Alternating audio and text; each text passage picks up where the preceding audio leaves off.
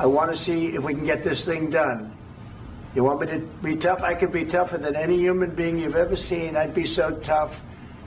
But you're never going to get a deal that way. So that's the way it goes. All right, one more question. Hey, I want to respond to this. So look, for 4 years in the United States of America, we had a president who stood up at press conferences and talked tough about Vladimir Putin, and then Putin invaded Ukraine and destroyed a significant chunk of the country. The path to peace and the path to prosperity is maybe engaging in diplomacy. We tried the pathway of Joe Biden of thumping our chest and pretending that the President of the United States' words mattered more than the President of the United States' actions. What makes America a good country is America engaging in diplomacy. That's what President Trump is doing. Can I ask you? Sure. Yeah? Yeah. Okay. So he occupied our parts, big parts of Ukraine, part of East and Crimea. So he occupied it on 2014. So during a lot of years, so I'm not speaking about just Biden, but those time was Obama, then President Obama, then President Trump, then President Biden, now President Trump, and God bless, now President Trump will stop him. But during 2014, nobody stopped him. He just occupied and took. He killed people. You know what the contact 2015. 2014. 2014 and 2014. Yeah. So I was not here. Yeah, but that's exactly right. Yes, but during 2014 till 2022, yeah, the situation the same. The people have been dying on the contact line. Nobody stopped him.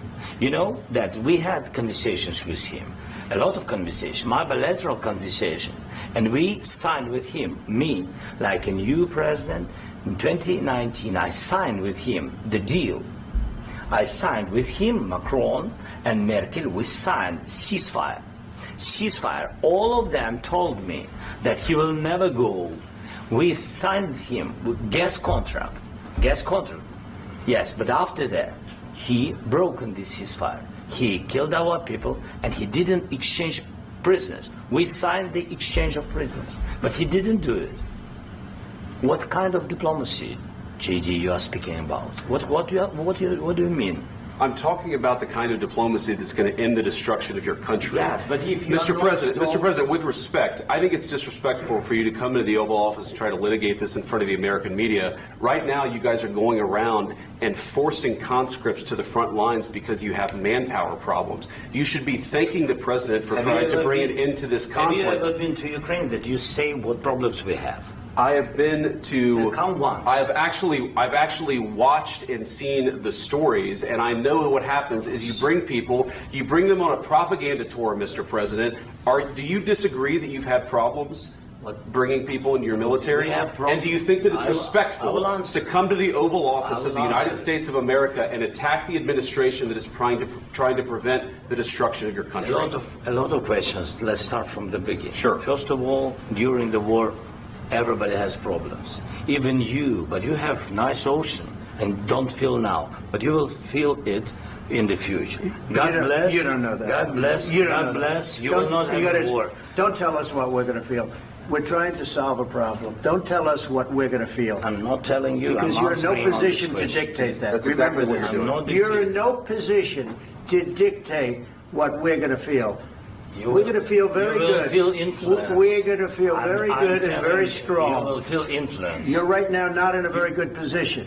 You've allowed yourself to be in a very bad position, and he happens to be right about it. From the very beginning of the war. You're not in a good position. You don't have the cards right now. With us, you start having cards. Right now, you don't. You're playing cards. You're playing cards. You're gambling with the lives of millions of people. You're gambling with World War III. You're gambling with World War III. And what you're doing is very disrespectful to the country, this country, that's backed you far more than a lot of people said they should have. Have you said thank you once? This entire meeting? No, in this entire meeting, you said thank you. You went to Pennsylvania and campaigned for the opposition in October. Offer some words of appreciation for the United States of America and the president who's trying to save your country. Please, you think that if you will speak very loudly about the war, you can... He's not speaking loudly. He's not speaking loudly. Your country's in big trouble. Can I Wait a answer? minute. No. You've done a lot of talking. Your country is in big trouble. I know. You're not winning. I know. You're not winning this. You have a damn good chance of coming out okay because of us. Mr. President, we are staying in our country, staying strong from the very beginning of the war. We've been alone, and we are thankful. I said thanks you haven't in been this alone. cabinet. You haven't been alone. In this cabinet. We gave you, through this stupid president, $350 billion.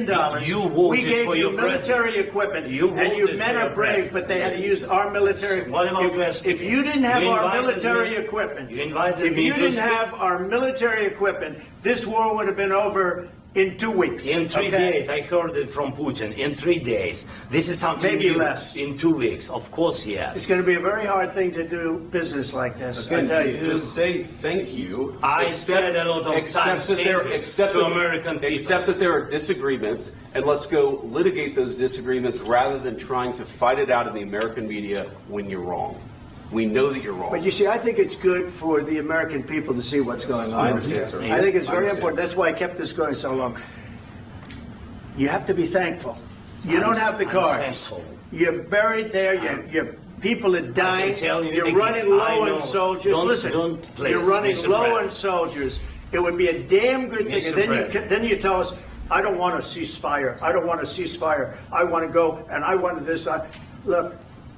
If you could get a ceasefire right now, I tell you, you take it so the bullets stop flying and your men stop getting killed. Of course, we want to stop the war. But you're saying you don't want a ceasefire. But I said to you, I want a ceasefire. With guarantees. Because you'll get a ceasefire faster than an agreement. Ask our people about ceasefire, what they think. That wasn't with me. That wasn't with me. That was with a guy named Biden, who was not a smart person. That was with Obama. It was your president. Excuse me. The problem is, I've empowered you to be a tough guy. And I don't think you'd be a tough guy without the United States. And your people are very brave. But you're either going to make a deal or we're out. And if we're out, you'll fight it out. I don't think it's going to be pretty, but you'll fight it out. But you don't have the cards. But once we sign that deal, you're in a much better position. But you're not acting at all thankful. And that's not a nice thing. I'll be honest, that's not a nice thing.